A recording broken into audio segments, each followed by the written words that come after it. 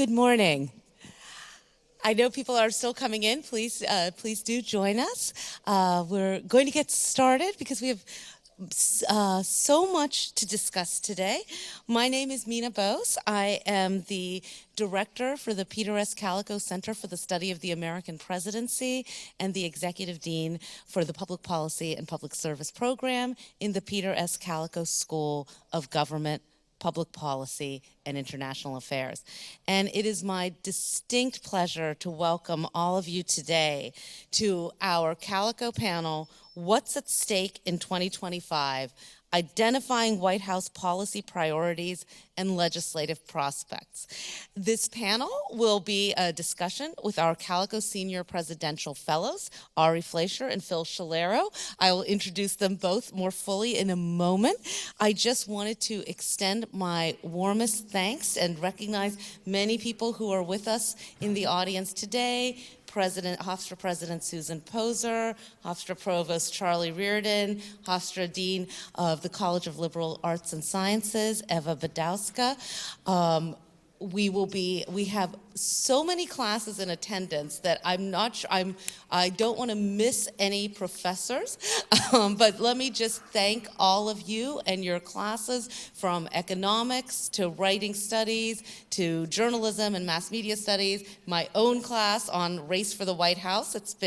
We've been following this election closely, and now we have some time to assess the aftermath, sustainability studies, and many more. And of course, everyone outside of our classes and in other classes who are joining us today and in the community. Thank you for being here. The Kalikow Senior Presidential Fellows Program is in its 15th year.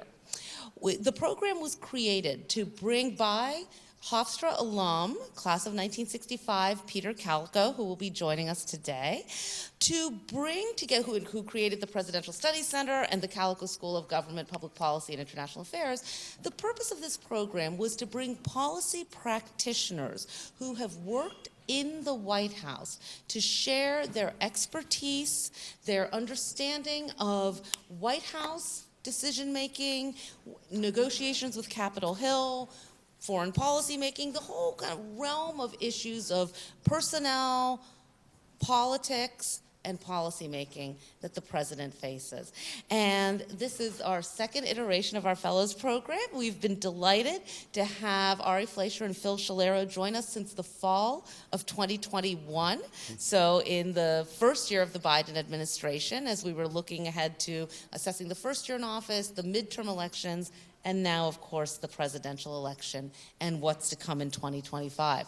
Our fellows bring a rich array, deep expertise in Capitol Hill and in the White House to inform this conversation. Ari Fleischer was White House press secretary in the George W. Bush administration and delivered daily White House briefings from 2001 to 2003. During that time, he was spokesperson for the historic presidential recount. He had worked for the Bush-Cheney presidential campaign, September 11th, 2 wars, and the anthrax attack. He published a book about his time in the White House called Taking Heat, and reached number 7 on the New York Times bestsellers list. Previously, Mr. Fleischer had worked, before working for the Bush-Cheney campaign, he had worked for was the national spokesman and communications director for Elizabeth Dole's presidential campaign. Before that, he had an extensive career on Capitol Hill, serving as spokesman for the House Ways and Means Committee, the deputy communications director for the Bush 1992 campaign, the field director for the National Republican Congressional Committee, and also worked for 3 members of Congress, one campaign, 2 members of Congress, and a U.S. Senator. He currently is president of his own firm, Ari Fleischer Communications Incorporated, and offers advice to clients in the corporate and sports worlds on how to handle the media. He's also a member of the media as a Fox News contributor. Ari, it's wonderful to have you back. Thank you for joining us today.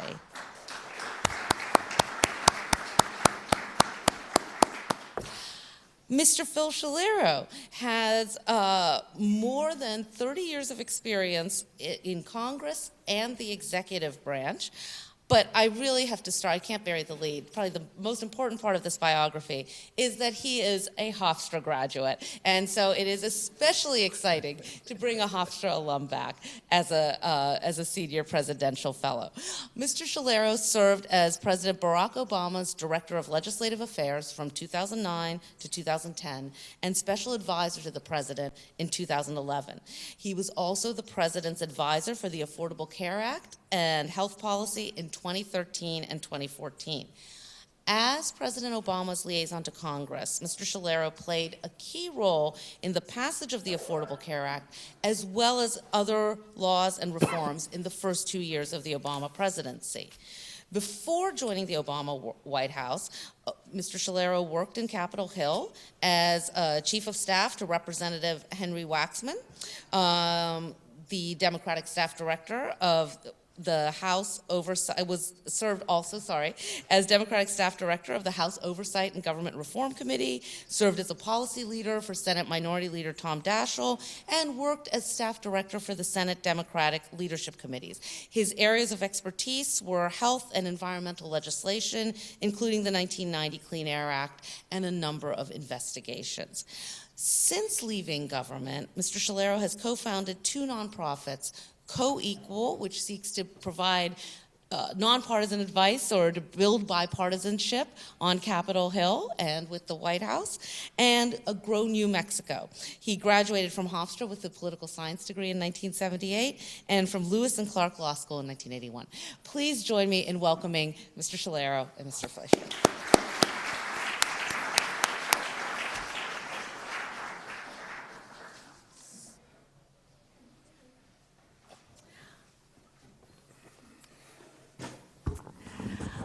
So we're going to begin with about a half an hour of panel discussion, and then we know that there are many questions. So we are going to try to reserve maximum time for questions from students and then, of course, from our larger audience.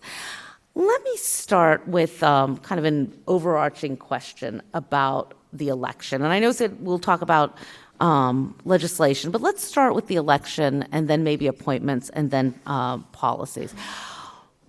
A number of commentators have said since September that this election, the polls were showing very much in the margin of error, that there would could be a Harris victory, could be a Trump victory. The 7 battleground states were watched closely. The candidates both campaigned there. Vice President Harris ended her campaign I guess in Philadelphia, and then her final speech in Washington, D.C. Former now President-elect Trump ended his campaign in Michigan, as I recall. But the results were fairly decisive. President-elect Trump has won all 7 battlegrounds. Will be returning to the White House with 312 Electoral College votes. That's more than what he won in 2016, which was 306, and appears to be on track to win the popular vote. Now, that margin is narrowing as the votes are going on in California. When I looked this morning, it was 50.2%, about 2 percentage points, roughly 3 million votes at this point over the vice president. So I'd like to begin with a question not just of what explains the election results, but if we can kind of focus specifically on trying to understand what the message is that voters are sending. Because this wasn't just an election about economic policy where incumbents, as we know, traditionally have trouble.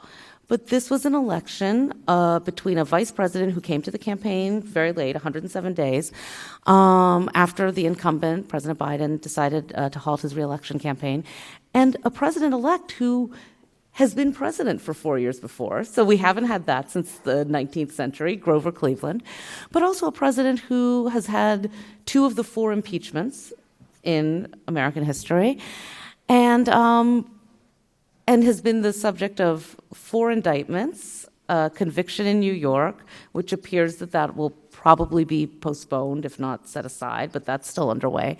This is an unusual election, a historic election, and kind of an unprecedented, I think it is fair to say, an unprecedented one in terms of the candidates and the choices voters were making. So I would welcome your insights on that kind of broad question. And Ari, why don't we start with you?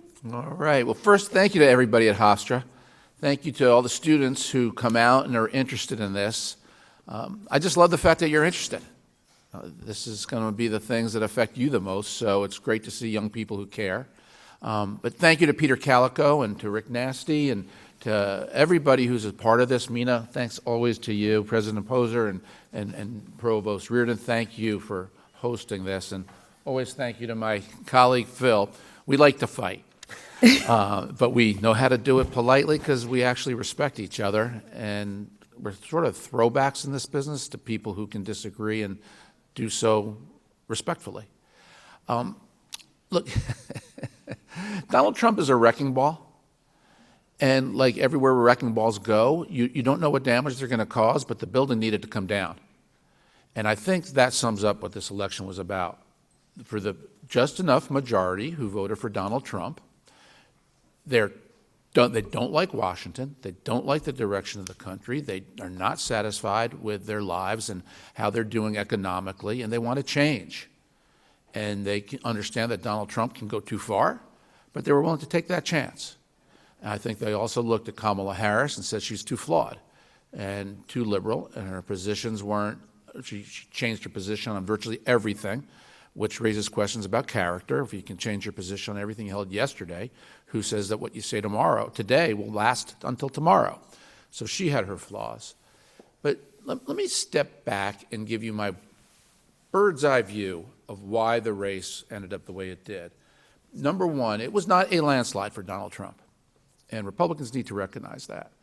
It was a solid victory for President Trump, but Barack Obama had a bigger win in 2008 and 2012 than Donald Trump did in 2024. And that did not give Barack Obama a license to make fundamental change in America. Frankly, Barack Obama got his head handed to him in the midterm elections, both in 2010 and 2014.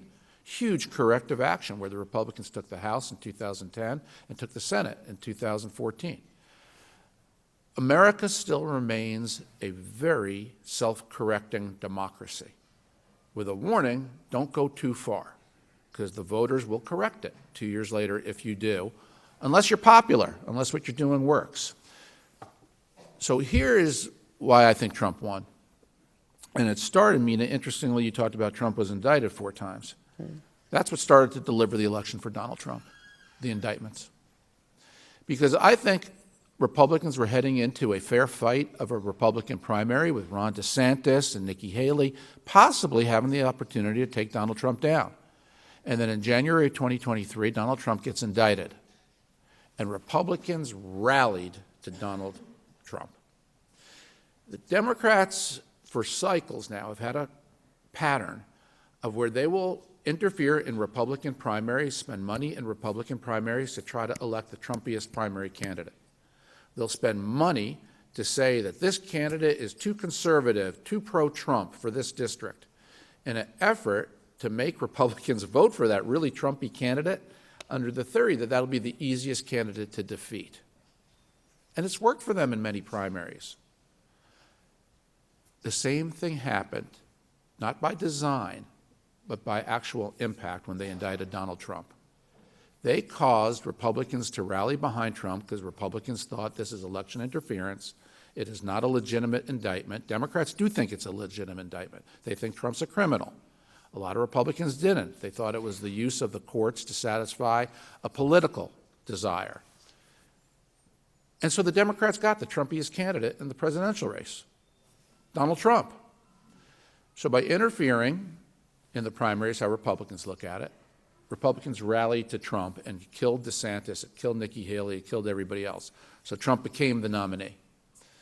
The second biggest issue was Joe Biden's change in position where he said he'd be a transitional candidate, a transitional president, and would serve only one term. And I think Americans were mollified to hear that the 78-year-old heading into 82-year-old would only serve once. He wouldn't try to be an 82 to 86-year-old president. When Biden went back on that and stayed in the race, it fundamentally hurt Democrats up and down the party. It deprived them of a chance to have an insurance policy, a primary against Joe Biden to see if he was healthy, if he was sound. Let others test him. Let other Democrats take it to the voters. When Biden stayed in, he denied the Democrats the opportunity to breathe. And so they got stuck, in effect, with Joe Biden against Donald Trump, two of the most unpopular candidates in American history. And that was the contour of the election until the first debate, when Biden had to drop out because he was too old and unable to do the job, and people saw it. So he was forced out by his own party, which no longer had the benefit of testing its candidates through a public process. And that set up Trump versus Harris. Harris surged because she gave the Democrats hope. Democrats thought, we can defeat Trump. It's no longer Biden. Biden, we're so unenthusiastic for President Biden. They got enthusiastic for Kamala Harris. But the euphoria didn't last, because then it really became a test of what's she got? Who is she? How strong is she? And that became the Trump-Harris dynamic, which played out in the way the American people said it would on election night. And the only thing I'll point out about election night for now, and then I want to turn over to Phil, is it was a solid win for Trump, I said. It wasn't a landslide. Nevada voted for the Democrats both in 2016 and 2020. It was the one battleground state Republicans never won, and it flipped. It went to Trump. That's just the size of his win. He won in places Republicans did not previously win, and he won with groups that Republicans never previously won with. I want to talk about that more later, because it's substantially Hispanic and blacks, which is a huge change for Republicans. But that's the outline of, in my opinion, the big picture about what propelled Trump to victory, and why we're on the verge of what we're on the verge now, watching an interesting transition. Okay, thank you. And thank you, Peter Kalikow, for joining us today. It's wonderful to have a Hofstra alum here. It's so many distinguished Hofstra alums here. And now I will turn to Phil Schiliro. Thank you, Meena. And I want to join Ari in thanking everybody associated with Hofstra for having us here. Mr. Kalikow for allowing us to be here. Rick, thank you for your help in making this possible. And I thank Hofstra for letting me come back to campus, even though I still haven't returned some library books from 1978. And I'm worried about the fees, so maybe Ari will chip in and work on those with me. No, redistribution of income, no. I'm going to start a little bit differently, Meena, if it's okay, sure. the question you asked, just to put the election a little bit of context. And I'll start with the students. If you could raise your hand if you were surprised, I'm not going to say shocked or disappointed, if you were surprised by the election result. This is just students. Okay, thank you. And I know a lot of young people who are a little bit demoralized, a little bit upset. Doesn't necessarily have to be you all, but it's sometimes helpful to put it in a recent historical context. And your student body president, Lincoln, is here, and I'm going to put him to work. And Lily, you could help him if you want. Okay, this is very simple. It's not a hard math question. But I want to run through elections for president since I was a Hofstra student. And I was a Hofstra student in 1976. And Lincoln and Lily, I want you to count, as I'm doing this, how many Democratic presidents, how many Republican presidents since that time, almost 50 years. 1976, Jimmy Carter won, a Democrat for president. In 1980 and 1984, Ronald Reagan, a Republican, won the presidency. 1988, George Bush Sr., a Republican, won the presidency. 1992, 1996, Bill Clinton, a Democrat, won the presidency. 2000, 2004, somebody Ari worked with, George Bush, won the presidency.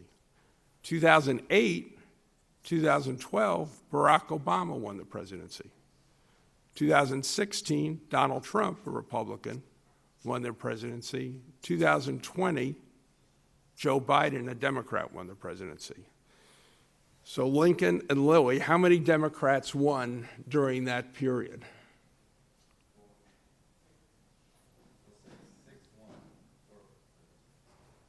You're going to confuse everybody, so I'll help. 6 Democratic candidates won the presidency, and 6 Republican candidates won the presidency. This was the year of the tiebreaker.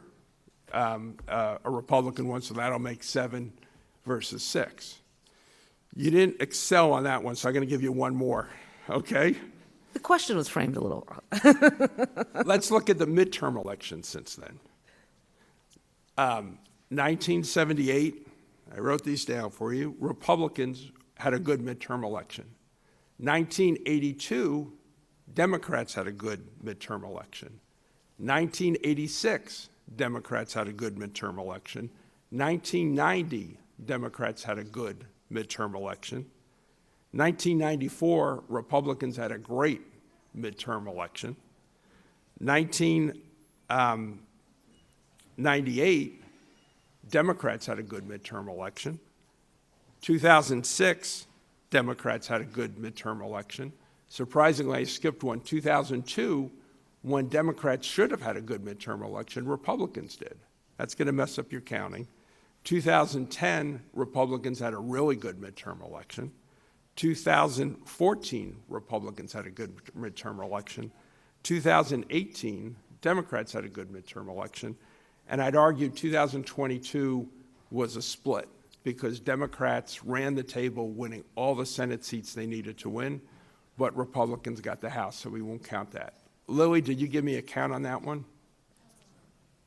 That's 7 times that Democrats did better and 4 times that Republicans. I kind of messed you up a little bit. The count I have is 6 and 5, but close.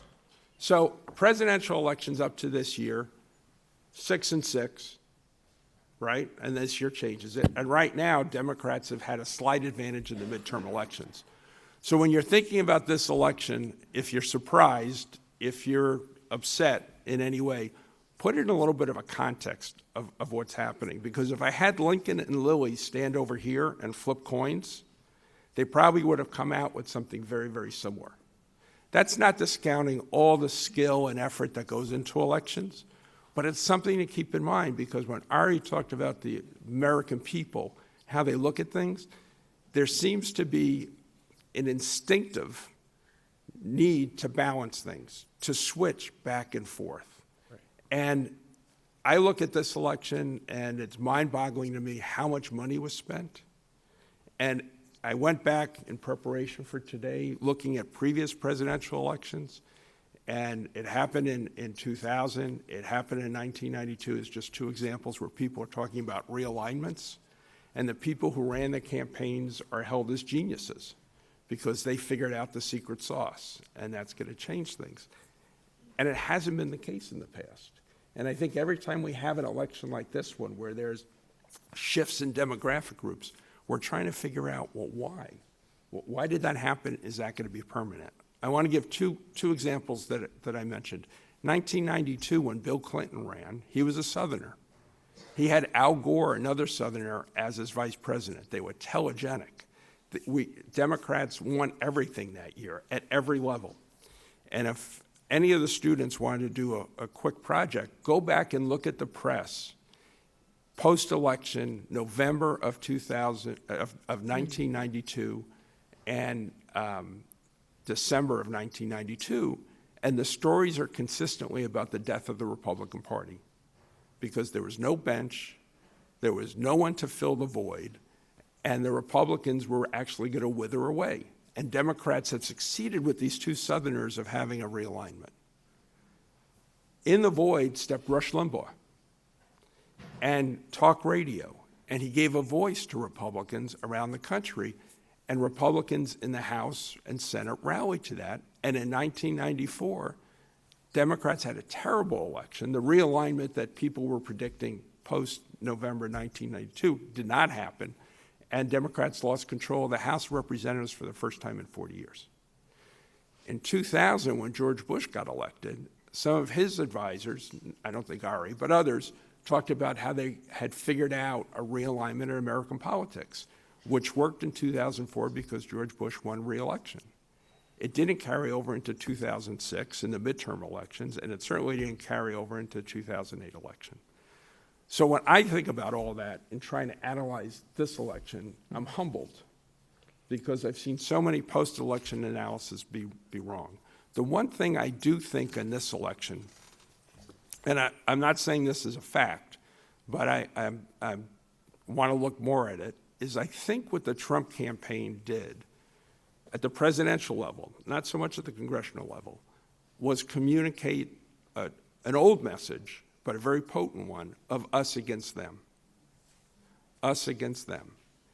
And that's very powerful in politics if you can capture that dynamic. And I think they did in a variety of ways of getting people who aren't that political, who don't follow the things the way you students do, to think, I'm not comfortable with this culturally. I'm not comfortable with what's going on. It's happening too fast. Slow it down.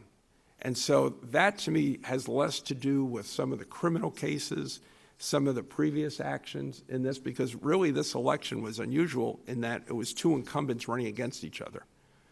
A candidate who had been president just 4 years earlier, and a vice president who was part of the existing administration. That doesn't happen very often. So that us against them, I want to think more about that.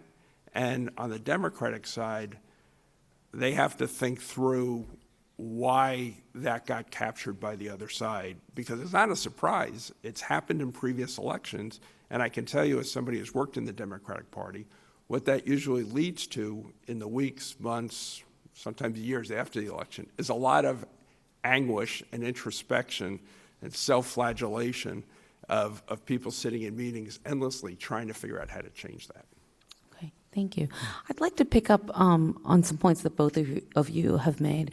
When you discuss the kind of long view of history, Phil, and long view being 40 years, right? Let's say 1980 onward, it is true that it is we see a rotation between the parties. 1988 was unusual because the Republican candidate, sitting vice president, won, that a sitting vice president won for the first time since the 19th century, and that this ended up being 3 elections in a row of a Republican president. That's very unusual. In 92 and 96, Bill Clinton won, and then George W. Bush won 2000, 2004. Obviously, 2000 was the popular vote and electoral college vote didn't match up, and that was for the first time since 1888. But nevertheless, Bush wins 2 terms, Obama wins 2 terms, and in that sense, Trump's victory in 2016 was perhaps a little less surprising, though he did lose the popular vote. But Hillary Clinton was running on a campaign to really continue the Obama presidency, and so that would have been trying to do kind of what had happened from 1980 to 1992. But the long history aside, and then this comes to the point about the indictments, and Ari, what you said about that those indictments ultimately may have helped Donald Trump win in 2024. The issues that mattered to voters were so different when you look along party lines, at least, according to the exit polls. You see certain commonalities, but for Republican voters, immigration and the economy were kind of the ones that stood out the most. For Democratic voters, it was abortion, reproductive rights, and the state of democracy. And this was kind of the not going back, referring to the January 6th assault on the Capitol, and then, of course, some of the indictments related to that, and there were others. So I guess the question I would have is, what accountability should there be or can there be for actions such as the January 6th assault on the Capitol and however former, now President-elect Trump's role is viewed in it? Supreme Court ruled 6-3, gave a broad definition of presidential immunity for acts in office this past summer. Said that there is some room for presidents are not above the rule of law, but gave a kind of a broad zone of action. And as we look at our system of checks and balances, I'm just wondering, is the accountability the election results? Is there anything more? I think it's fair to say that Republicans are from Mars and Democrats are from Venus. Yeah. I mean, in terms of what matters and what motivates you. One of the fatal mistakes the Democrats made, and which is why, in my opinion, Vice President Harris lost, was they had two powerful issues that they thought would win the race for them. One was abortion, which was indeed a powerful issue. Two, anti-Trump. And the Democrat bet was those two were enough to get Kamala Harris over the top. Republican issues were we have people who are coming into the country illegally and are getting free housing, free food, free medical care, and that's just not fair to people who have been struggling in America for a long time trying to make ends meet. Republicans said that inflation is killing people. It's making it too hard for people to pay their rent, to get food, and pocketbook, bread and butter issues are what matter. Republicans said crime, particularly in our cities, is a massive issue, and it's because of a lot of prosecutors who've gone soft or people who commit crimes and get released on bail, and the police can't hold anybody for anything anymore. So Republican issues, I would argue, were much more based in people's really daily lives and struggles. And the Democrats' argument was abortion, which is a very compelling issue to a smaller subset of America than the Democrats hoped. And just anti-Trumpism in general, because Trump is crazy, Trump is wacky, Trump is dangerous. So therefore, how can anybody possibly be for Donald Trump? And I think the Democrats fooled themselves about believing that the abortion vote was bigger and that Trump was that evil. And ultimately, that's what held up in the election. And particularly when you look at the swing of Hispanic votes and black votes. So in 2020, Donald Trump won 8% of the black vote. He won 16% of the black vote in 2024. He won 24% of the vote of black men. Think about that. 1 out of every 4 black guys you meet is now for Donald Trump. Sea change in American politics. The Hispanic vote went 35% for the Democrats, for Donald Trump in 2020. It went 42% for him in 2024. And let me bring it home. In Nassau County, Nassau voted for Joe Biden by 10. It voted for Donald Trump by 10 in 2024. A 20-point swing in Nassau. In Queens, there was a 21-point swing toward Trump. In Brooklyn, an 8-point swing. In the Bronx, a 22-point swing toward Trump. The issues that you raise, which were the hottest issues for the media and for a lot of Democrats, didn't cut it with the American people.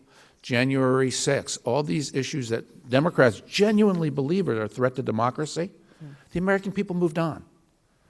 And I think for a lot of Democrats, they can't accept that. How could anybody move on? The American people were more concerned about inflation, the border, crime, than those issues. And that's what ultimately tipped the election. Okay. I'm sorry to keep going back to recent history, but listening to Ari about that, he made some good points. But this is what I'd say for the political science majors. Go back and look at the 1984 election. Ronald Reagan won 49 states. Do you know what inflation was that year? It was over 7%. I wrote these numbers down for you. Unemployment, I'm sorry, was over 7%. Inflation was over 4%. Yeah. And Ronald Reagan ran on a campaign of Morning in America.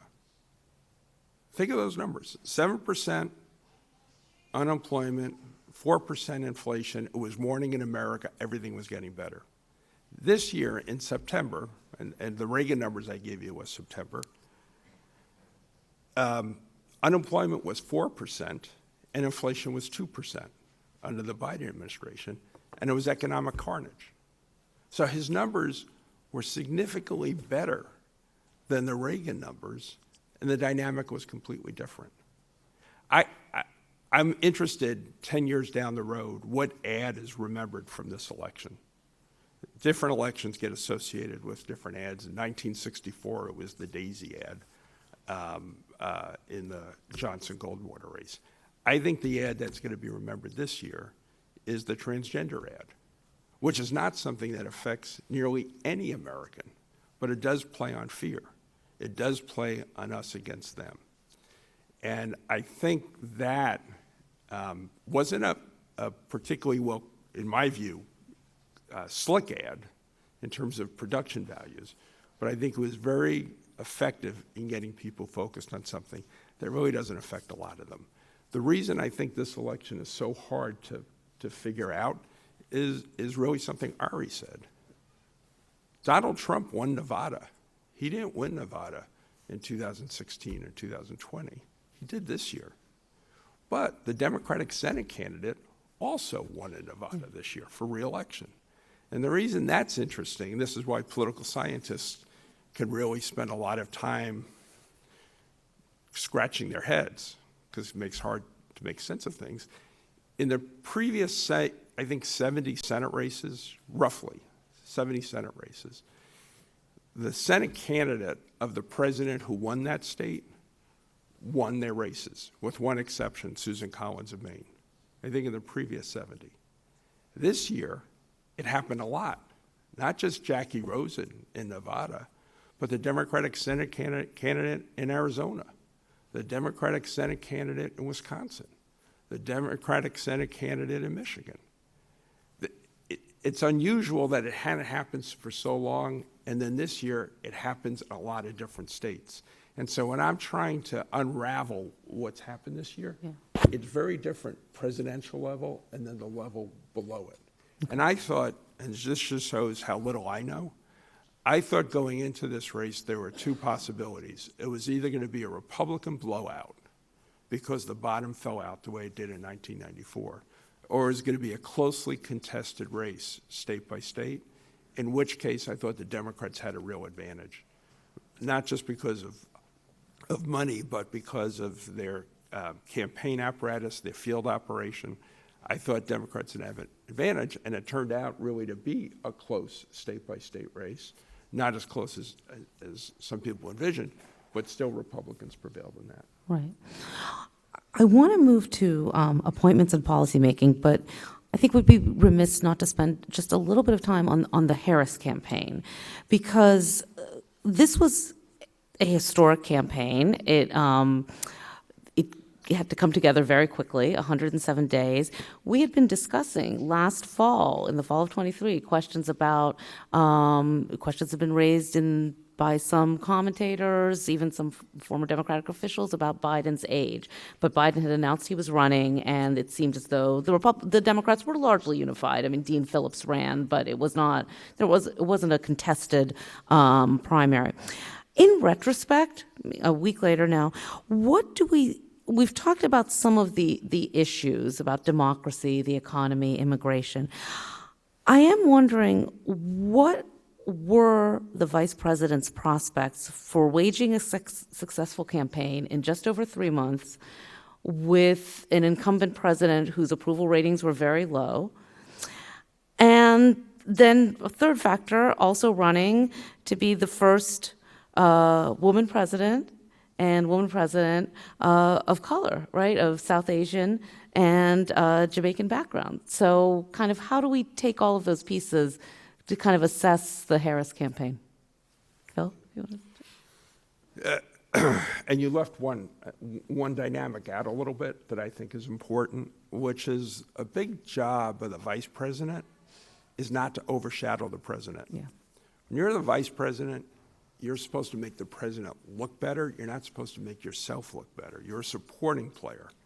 So to get thrown almost overnight into the starring role is an enormous adjustment. It's an enormous adjustment from a state of mind. It's an enormous adjustment in terms of energy, and an enormous adjustment all of a sudden having to run a startup, which right. is basically was a startup in just 3 months. So I think that was a factor. It's hard to, at least at this point, quantify gender and race. It clearly has an impact. I think it's silly not to say it has none, but it's hard to say how much that is. I think she did an extraordinary job under the circumstances, pulling everything together, blending the Biden campaign team with people she brought in, getting into that place where she's the person front and center. But we're kidding ourselves if we don't think this is difficult. if we don't think it's difficult to be the candidate and expected to answer all the questions as opposed to be the vice president, where you basically have to do one debate. That's the time you're going to answer questions, and otherwise you're just going around the country in support of the president. So I thought when this happened back in, this was June, right? July? July 21st when July he stepped down. 21st, Yeah. right. The months all Etched run in my together. mind. That this was going to be nearly impossible. And then for what Ari said, the enthusiasm, the energy from around the country. Oh, well, maybe there's a real shot this could work. And had things broken it a little bit differently in some of the dynamics in October, it might have. I think all these factors are secondary. I think her gender, her race, the timing, how much time she had were secondary to what happened to her. What happened to her, to use Phil's word about overshadowing, the positions she articulated in 2019 when she ran as the most liberal candidate in the field to win a Democratic primary overshadowed everything that she did afterwards. Her rush to the far left in 2019 and the issues that she spoke out about, no fracking, the Border Patrol is the equivalent of the KKK, no private health insurance, taxpayer-funded surgery for prisoners, minor prisoners who are transgender. From her mouth, saying no doubt about it, on day one. And then Republicans ran the videos of what she had just recently said when she ran for the presidency, defining herself in the terms that she set to become the president. And then her failure to address it in the campaign. She wouldn't say where she stood on most policies. She just said, I'm for fracking all of a sudden. She started to change everything that she said. She said, my values haven't changed, sending a signal that she really was the 2019 version, but she knew she couldn't talk about it. I think that was her more fatal flaw than any of the other factors, the more mechanical factors, or even race or gender. That allowed Trump to make her the extremist on policy, while people had a more fond recollection of the years that Trump was president. And that really damaged Harris. So the euphoria that she got when she became the nominee, I'd also argue, was not a pro-Kamala Harris euphoria. It was a thank goodness it's no longer Joe Biden euphoria. It was a thank goodness we Democrats now have a fighting chance. And it brought back a lot of younger people and other people. But here, too, is what doomed her. Young people.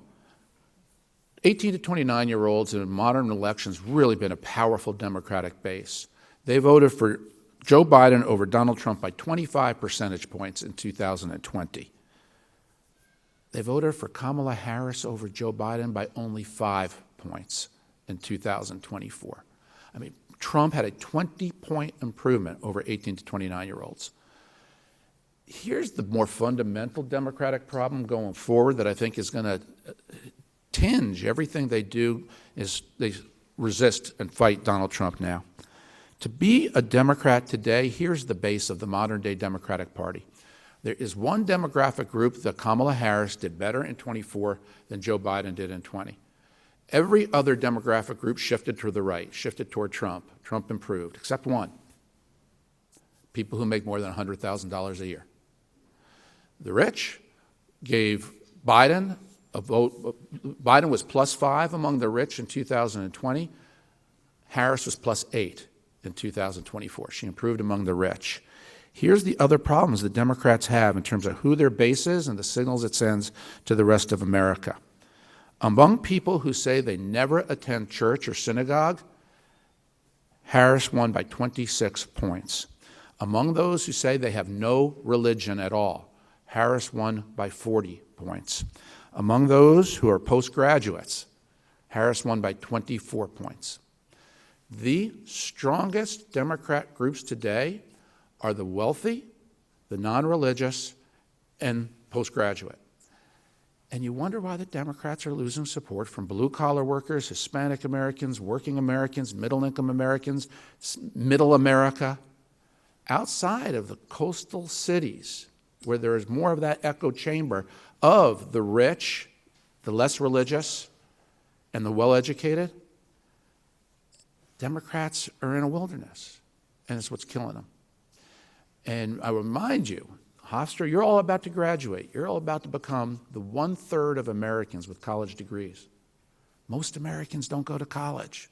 Most Americans don't have college degrees.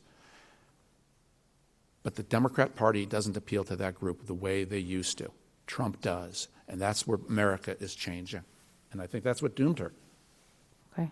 Could I jump in here? Please. This is not to disagree with anything Ari said, but it's interesting perspective. And again, this is why political scientists, I think, scratch their heads and tear their hair out. In this election, the abortion initiative in Florida got almost 60% of the vote. I think it got 58% of the vote. 2 minimum wage initiatives in conservative states, I think Missouri and Alaska, passed. On a lot of issues, people are agreeing with Democrats. And it's fascinating to me that what Kamala Harris was proposing really as her biggest policy initiative, they never articulated this way, but it would have been the biggest middle-class tax cut in history. That was her central policy position. They never said that. But when the people you're talking about, I wonder if they did drive that message. Because it was overshadowed by her 2019 positions. This is the biggest middle-class tax cut in history. The Trump tax cuts in 2017, 81% of the benefits went to the top 1%. So I say you tear your hair out because those people should be supporting Trump, right? They're getting the benefit from his policies. The people who would get the benefit from her policies aren't supporting her. And it may be exactly what you said because of previous positions. But that's a fascinating, to me, substantive political dynamic going on. Let me ask this. Well, let's shift to policy then, because we've been talking about public opinion and voter turnout. President-elect Trump, the 119th Congress, will be, he'll have unified government. That was just, I think, confirmed yesterday, very narrowly, depending on some of his appointments. And that's the last question I want to ask before we open it up. I'll save the best for last. But both of you worked on Capitol Hill in the 1980s and 1990s. So you saw the Democrats with unified government, but mostly divided government. Reagan never had fully unified, but he had a Republican Senate for 6 years. Do you see any prospects for bipartisan legislation in the next 2 years, areas where the Trump White House and Republican-led Congress will be able to find common ground with Democrats? Yeah, I think it's going to be on some ancillary issues, not the core issues. It won't be on tax policy. It won't be on health policy. But it will be on a lot of foreign policy. I do think there's a real bipartisan movement, pro-Israel, pro-Abraham Accords, the possibility of a treaty with Saudi Arabia. I think you're going to get a lot of Democrats who would support that. It'll split the Democrats. I mean, you're going to have the John Fetterman and the Richie Torres wing of the Democratic Party vociferously for it. Jared Moskowitz, Dan Goldman, two congressmen who are very pro-Israel. But those are issues. There's also legislation that passed in the House that's pending in the Senate that, surprisingly, Senator Schumer did not bring up for a vote, that defined what anti-Semitism is in a way that conforms with the Holocaust Museum's definition of anti-Semitism. That would have huge bipartisan support. It would also rankle a lot of the Democrats who don't want to rile up what's going on college campuses. Mm-hmm. And so I think that's why Schumer did not bring it to a vote, fear of the far left wing. But that would have huge bipartisan vote if they would bring that up. It passed in the House with huge bipartisan support. So I think on foreign policy, getting tough on Iran, sanctioning Iran, there'll be bipartisan support for that, but probably not on a lot of the domestic issues. On the domestic issues, this Republican majority is really going to be tested. Do they have the unity, particularly in the House, to get anything done? That'll be the test. Okay. Just passing the budget will be enough, huh? Yeah. Phil? One thing we haven't, this is not responsive, but it's something I wanted to mention before and I forgot. And this is a challenge to any of the students out here. The last time we had consecutive one-term presidents Because you were talking before about the sequence in the 80s. Yeah. With three Republicans in a row. Right. But we had a one-term president from Trump, 16 to 20, and now a one-term president with Biden. Right. And the last time in American history that happened. Because as I'm sitting here, I can't quite remember it. We had Jimmy Carter as a one-term president. Yeah, no, But it's got to go back. well, it's probably Harding, Coolidge, Hoover. Yeah. Right, so that because Harding died in office, so then Coolidge, but Right. Coolidge didn't run, and then Hoover ran for reelection. Yeah. So It's been a while. more I mean, than a minute. I mean, you had Kennedy Johnson together, right? So Well, there are some unusual situations. If you really want to have fun with history, so you had Clinton serve 2 terms, then Bush served 2 terms, then Obama served 2 terms. The only other time you had 3 presidents serve 2 terms, back to back to back, Jefferson, Madison, Monroe. It hardly ever happens. Well, that's stability. Well, hopefully we're not bookending the American Republic. And so But let's. But one of the things that's been interesting to me is, again, in this time frame we're talking about, you had President Clinton for 2 terms, President Obama for 2 terms, President Biden for 1 term. So that is a total of 20 years. Only 6 years was there unified Democratic government during that time, where Democrats controlled the House, the Senate, the White House. Just 6 out of 20. And it's not that different on the Republican side. George Bush had it for about a year, a little more than that, his first term, until Jim Jeffords switched, right? 5 months. 5 months, okay. In his I remember the day. his first term, 2 years in his second term, and Donald Trump had it for 2 years, so 4 years and 5 months Yeah. of unified Republican control. So I think one of the challenges now, and you mentioned appointments, and we'll get to that, Yeah. is institutionally, how is President-elect Trump going to deal with more institutional Republicans? But this is where also I have so much faith in our system and with the country, and this is where if you don't like Donald Trump, this is where you should rest comfortably. If you do like Donald Trump, you should cheer him on. What will determine Trump's success with such narrow margins is whether what he's doing is working. Because if what he's doing is not working and he becomes unpopular, Republicans are going to cut and run against the guy and his agenda won't pass. If what he's doing is working and we have peace abroad, the economy goes well, energy prices start to come down, Trump is popular, that will propel his agenda forward in Congress. Our checks and balances are remarkable. And so for people who think Trump has unfettered power now because Republicans have control of everything, that won't be the case if Trump is unpopular. It's got to work. If what he's doing is working, he's going to get Republicans to support him because they're going to say, I can't go against the guy, he's popular. If what he's doing is not working, it always happens in politics. Then your party cuts and runs from you. We have checks and balances, and they're very normal checks and balances. And that's what lets me sleep at night, no matter who's president, whether it was Obama or Trump. Our country is so sensible and self-correcting. And I think that'll be the case even in the Trump years. But Meena, just on that point, Yes. because I think there's a lot of wisdom what Ari said, but there's also erosions of institutions.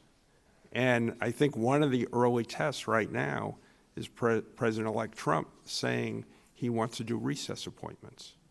And when he's making his nominees right now, maybe the message, I don't want to get ahead of where it is. Yeah. I'm just saying one possibility is he's saying, I don't want the Senate to advise and consent.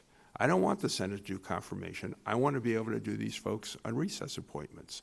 Another piece that's going on right now that goes exactly to Ari's point is there are some of his advisors who want to take the appropriations power away from Congress, which of course Congress is always held very carefully. And I don't know who really created this idea among some of that group. But if you got to a point where the Senate wasn't doing advise and consent, where the House and Senate weren't controlling the appropriations process, some of those checks and balances are very, very different. And I'm not saying that as an alarmist that that's going to happen. I'm just saying, based on what we're hearing right now, it's certainly a possibility. Well, let me ask my last question, and then if students want to start thinking about what they have, we have microphones on both sides. about the appointments. And there have been so many of them just in the last 3 days, in the last 12 hours, frankly. President-elect Trump appointed his chief of staff, Susie Wiles, very quickly. He's since then filled out a number of positions in the White House and then made a number of cabinet nominations, which of course will be subject to Senate confirmation. Senator Marco Rubio as Secretary of State, former soldier and journalist Pete Hegseth as Defense Secretary, Matt Gaetz as Attorney General, Congressman now, I guess he's stepped down as Attorney General, Governor Kristi Noem as Director of Homeland Security, former Congresswoman Tulsi Gabbard, and former presidential candidate, as Director of National Intelligence. The list could go on. Congresswoman Elise Stefanik for U.S. Ambassador to the UN, former Congressman Lee Zeldin as the head of the Environmental Protection Agency. If there's any kind of theme among these appointments or nominations, I would say, a lot of the nominees do not have deep expertise in the field they're in. And in a couple of cases, at least, I think it's probably fair to say no expertise, in particular the Getz appointment and the Gabbard appointments, and those two just happened. So what are your kind of quick thoughts? I know this is a much bigger conversation on what this means, how these nominees will fare in the Senate. Will the Senate expected majority of 53 Republicans move forward on all of them, or give up their power of advise and consent? And then maybe even more importantly, what will be the consequences for policymaking of having a number of cabinet officials who don't have expertise in their substantive expertise in the departments they've been asked to head? Not all, but some. Why don't you go first? Look, if there's any one strain in Trump's nominees, it's he wants people who are going to shake everything up. He looks at Washington and says, Washington is too big, too bloated, it always does the same thing the same way. The status quo is the status quo. And all these so-called experts, these are the experts who led the withdrawal from Afghanistan. These are the experts who left all our equipment behind in Afghanistan. These are the experts who have led to 2 wars going on around the world. So if these experts are so great, why are things so bad? That's the mentality of the team that's coming in to make change. So the question of expertise, I think what you can also make the case when it comes to running a Washington bureaucracy is the people below you need to be the real experts in the bureaucracy itself. But if you're going in there with an overarching big mission, it's actually better to think like an outsider, because then you're not captured by the bureaucracy and by the same think that has always been in Washington. Why do you think so little ever fundamentally changes in Washington? Because it's basically the same people who get appointed to everything. And there's no real outside independent thinking. Anybody in private sector, anybody in business will tell you, if you're going to go about a fundamental restructuring, you've got to bring in outside eyes, a new perspective. If you bring the same people, you're going to get the same answers. And that's, I think, what's driving so many of Trump's appointments, like Lee Zeldin, EPA. Lee is not an environmental background, but Lee is going to go in with a direction and a mission to change EPA so it's not such an onerous, burdensome, blocking regulatory agency that it's hard to make progress on anything in America if you want to do virtually anything. Pete Hegseth at the Department of Defense. Pete is a combat veteran, 2 Bronze Stars, led 2 veterans organizations. I'm convinced if Joe Blow had nominated Pete Hegseth to be Secretary of Defense and Pete did not work at Fox News, he'd be acceptable. I think the opposition to Pete Hegseth is he's a Fox News contributor, a Fox News host. I think that's what's driving most of the opposition to Pete. Now, the other thing about Pete is he doesn't come from the military-industrial complex, the defense contractor, the top rank line officers at the Pentagon. And that's because he's going in there really to fight and represent the enlisted men and women at the Pentagon, to fight and represent the people who, if we go to war, are the ones who have to win a war. And they don't want to be bothered or distracted by any other factors or political considerations or hiring requirements. They just want to win the war and save lives and come home to their families. I think that's what Pete is going to fight for, and that's why Trump put him there. It's a bit of an odd choice, but I really think it's the Fox News issue that's the source of opposition to him. Matt Gaetz is a category entirely to himself. It's a head-scratcher. It's an unnecessary bomb thrown into something that should not have been done. And I would 100% agree with Phil here. This is where advice and consent is essential. And it would be the biggest mistake in the world to try to get Matt Gaetz or anybody else in the cabinet through on a recess appointment. The modern history of recess appointments, as you might remember this, Phil, it was actually done by Barack Obama to a less important group at the National Labor Relations Board. The Senate was allegedly in recess. Now it's called a pro forma recess. They actually technically keep themselves not in formal recess by having one speech a day, and they knock the gavel one time a day, so they pretend to be in. Barack Obama went and made appointments to the National Labor Relations Board during that time as recess appointments, and a court, Supreme Court, smacked Obama down and said you can't do that. That was the precedent for recess appointments in the modern era. Trump is going to try to run a truck through it. I hope he's unsuccessful. Advice and consent is essential. And just as I said you should sleep well at night knowing that our system works, you should sleep well at night knowing that if and when, and I do think they will, hold hearings on Hegseth and on Gaetz, this is their time to prove to cynics and to prove to everybody that they're capable of taking the job. They deserve, and we deserve as a country, a full, vigorous hearing where every issue against them is brought up. And let's see how they do on live TV. Let them explain it. And so again, I have faith in that system. If they didn't have the hearings, and if they tried to muscle them through on recess, I would speak out against it. It's not right.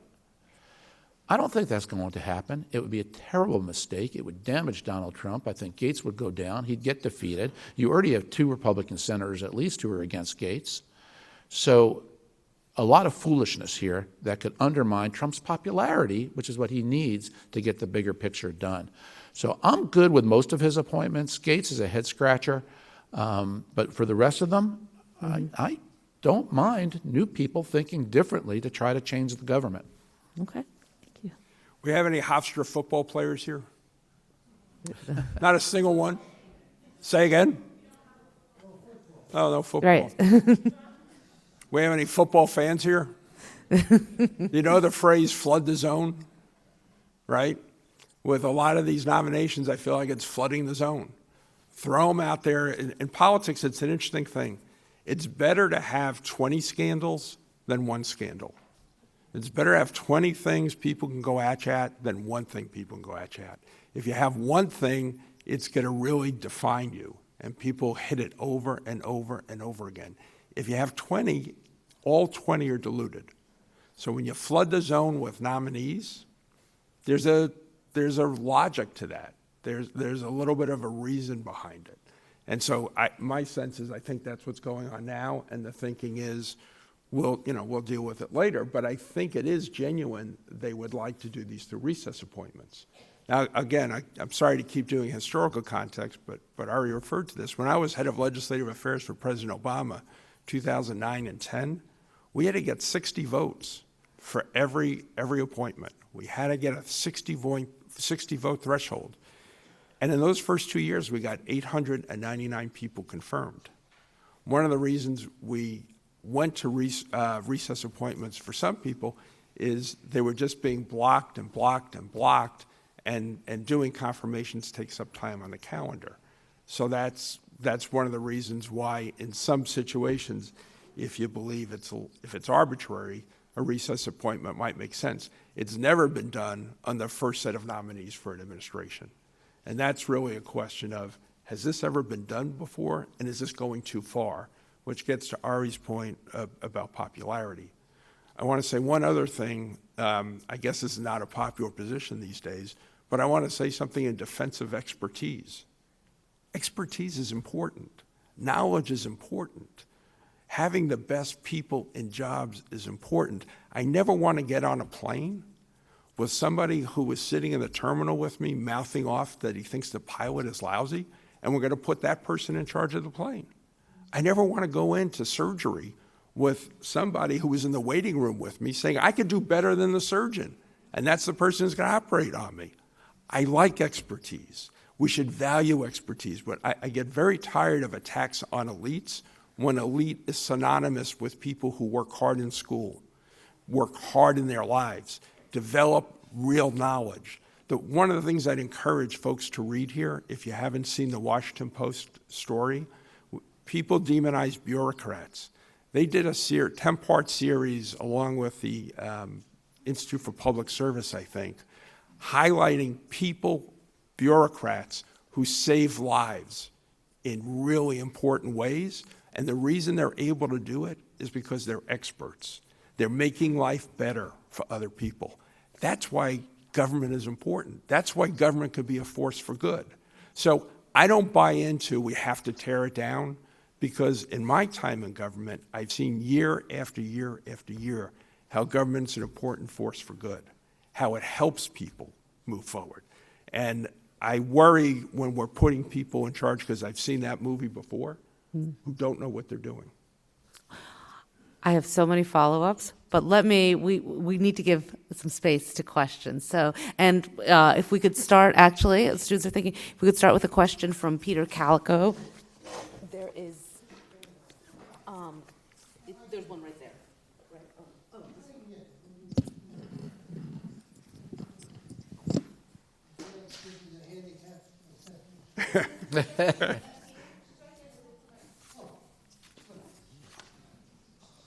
Thanks, Meena. Thanks, guys. I haven't seen you for a year, right? Yeah. I wonder where I've been. Anyway, my theory about presidential elections since '60 is the better candidate always won. So if you think about it, the better candidate always won. And I'll use your president as an example. John McCain, great guy. Mitt Romney, great guy. They had no shot against Obama because he was the better candidate. And I think no matter how you go back, that's always been the case. So Nixon against Kennedy. Nixon wasn't as good as Kennedy. But I can't, we don't know that, by the way, till after the election. I forgot to say that. But that's my theory. Anyway, thank you.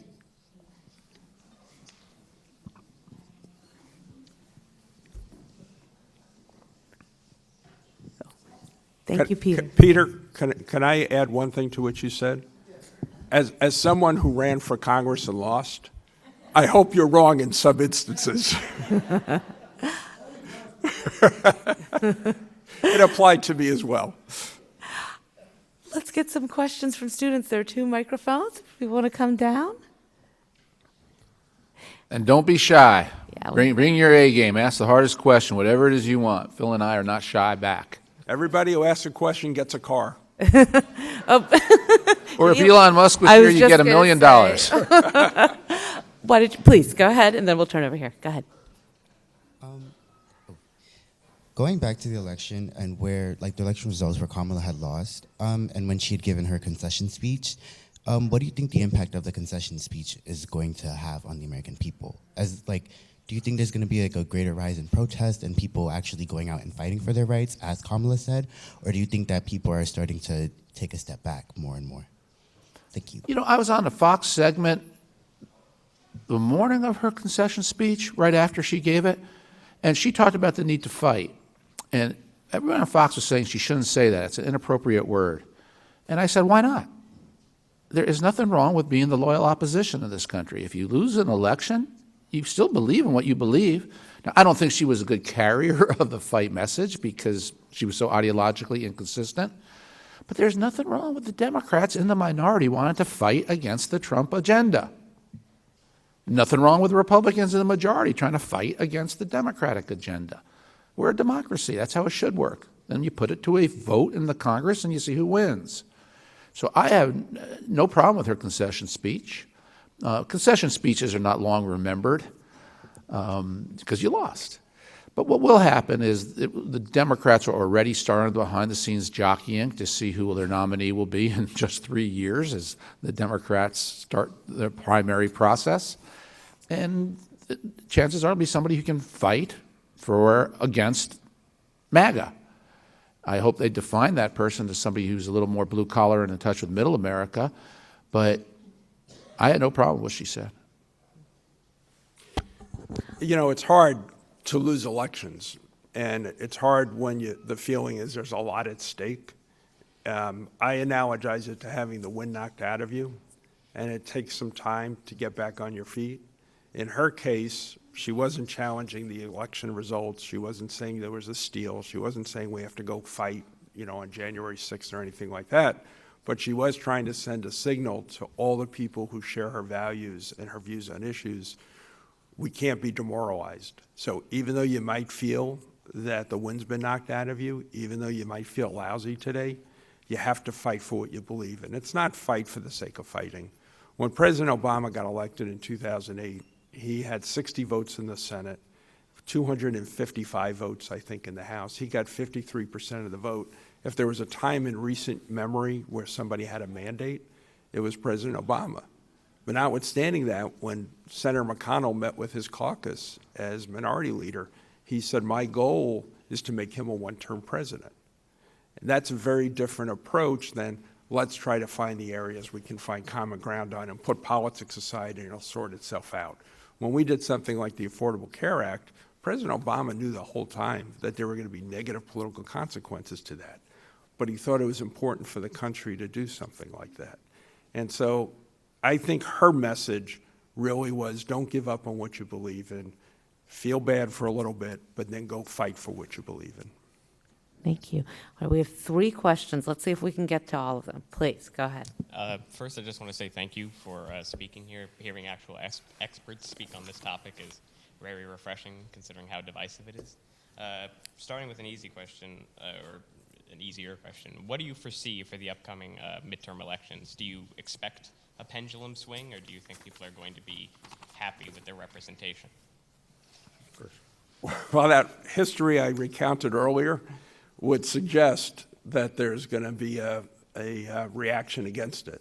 Mm-hmm. One of the elections that sticks in my mind, even though I wasn't alive, was the 1946 election, where Republicans dominated obliterated the Democrats in 1946, and Harry Truman came back and won in 1948. 1992 with Bill Clinton, 1994. 2022 is fascinating to me because 2020 Joe Biden won.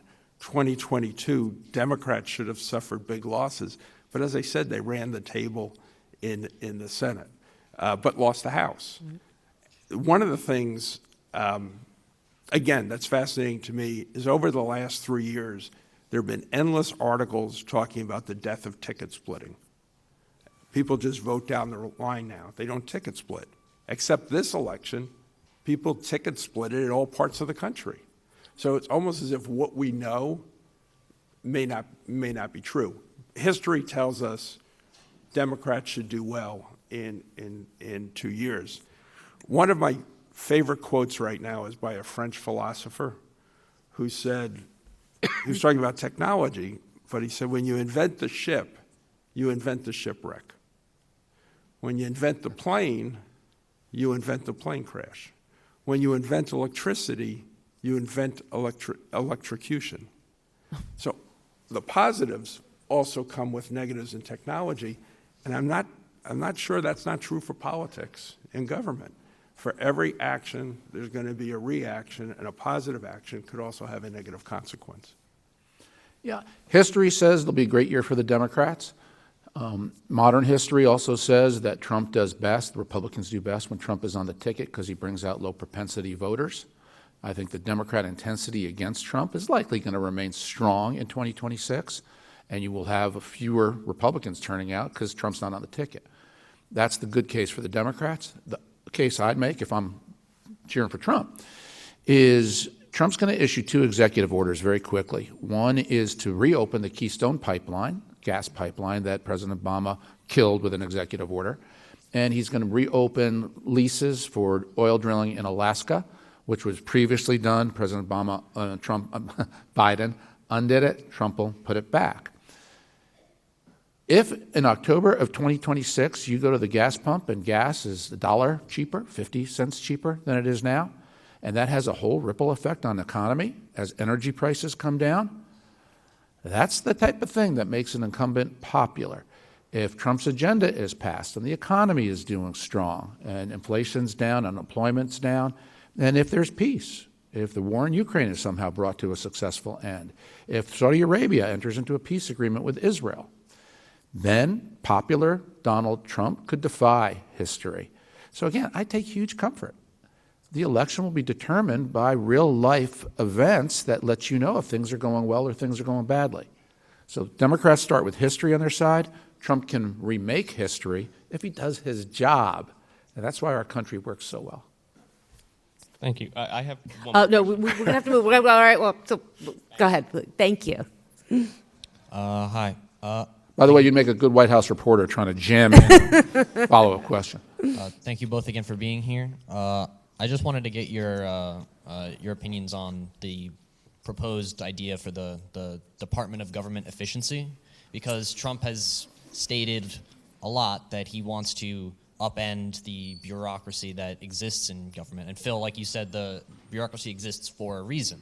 So I guess I just want to know, what do you think that this new department under Elon and Vivek has a chance to either completely upend the government, or because personally, I don't think that someone with as much of a vested interest in monetary compensation from the government, such as Elon, should be heading such a division. So Right. I guess I'm just curious. What do you both think on this department? You go first. So I'll go last. I think it's a commission, not a department. So Its name is the Department of Government Efficiency. right. That's but what he's declared, I think they're thinking of it as a commission because it would require legislation to create the department, unless, again, it's going to be an assertion of executive authority that Congress doesn't have to legislate for him to do that. George Will has a good column out the last day or so. Again, I hate to sound as if I'm always looking to the past, but when President Reagan became president, he appointed the Grace Commission to do the exact same thing they're talking about now. And the Grace Commission came up with thousands of recommendations to cut spending in different areas.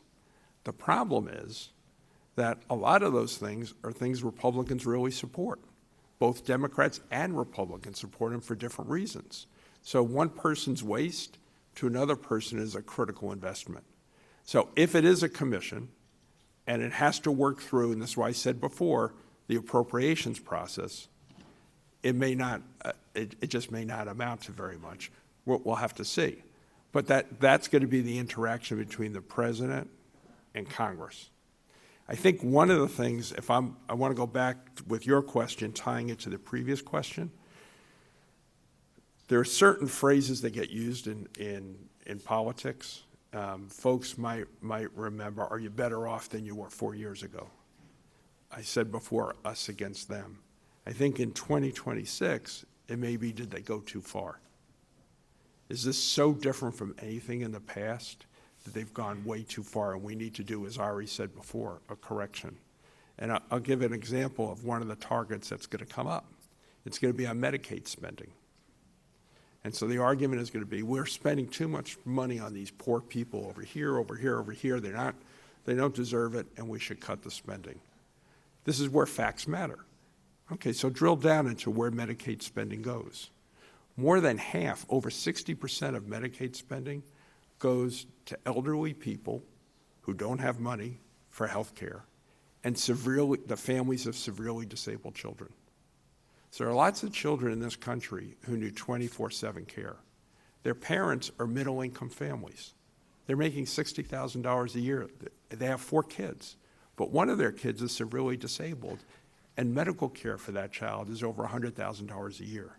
They can't do that at home, so they're in Medicaid facilities. It's extraordinarily expensive. So this is why it helps to drill down. Let's cut Medicaid spending. I'm sure that'll be on the list they come out with. Okay, then drill down who you're affecting. You're affecting middle-income families all around the country who are hardworking, who have the misfortune of having a severely disabled child and don't have the means to pay for them, for their care. So I think those are the kind of battles that this will lead to. For one, I absolutely love it. I think if you're going to make change in Washington, you need to have these outsiders look at it. I will say I totally disagree with the pronunciation of its name. They're using this French, this Italian, they call it Doge. Yeah. It should be called it's doggy. based on a meme. It's doggy. It's an American word. It's doggy. based on a meme. It's not going to go away.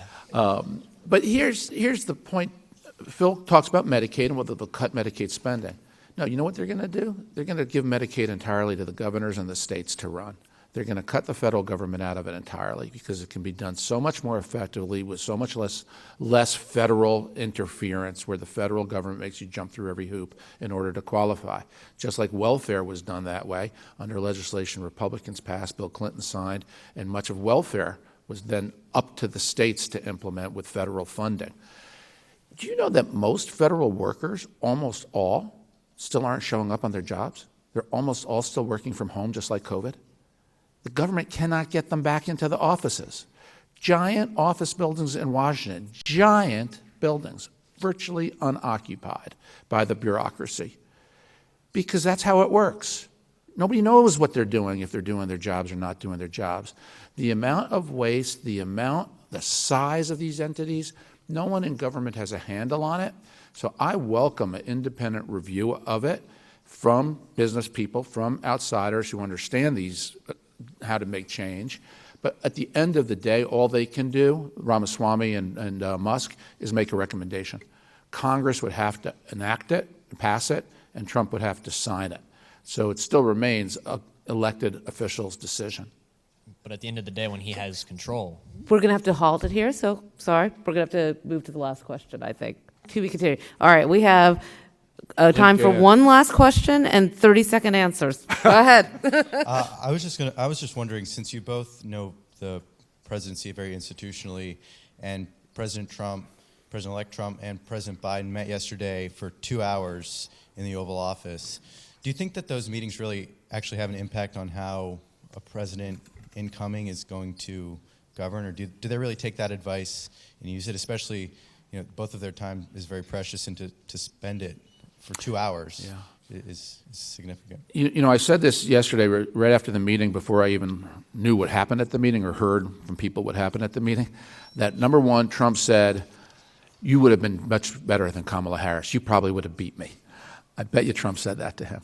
And then the balance of the meeting, 2 hours worth, I bet you they talked foreign policy. That's what it was about. I don't think they talked about tax policy, healthcare policy, the environment, things they disagree on. I bet you Trump picked his brain, and because Biden's got the access to 4 years of intelligence that Trump doesn't, about what do you see in Ukraine? What could be a different outcome? What's going on in the Middle East? What's the prospect of getting the hostages home? Do you think Saudi Arabia will make peace? I'll bet you that's what they talked about, because it usually is foreign policy, where presidents, even if they have a different worldview, can talk about the world with less rancor and less difference. I bet you that's what they talked about. It's an interesting dynamic when the person who's coming in for the transition meeting had already been president for 4 years, right? Normally, the person has not been there. And what makes the White House unique is on Inauguration Day, all the people working there leave, and a whole new crew comes in.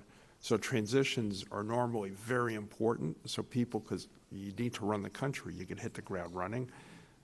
I would have loved to have been in that meeting, because you had somebody who had been Joe Biden, vice president for 8 years, then president for 4 years, meeting with somebody who had been president for 4 years about a transition. Maybe it was foreign policy, maybe it was golf.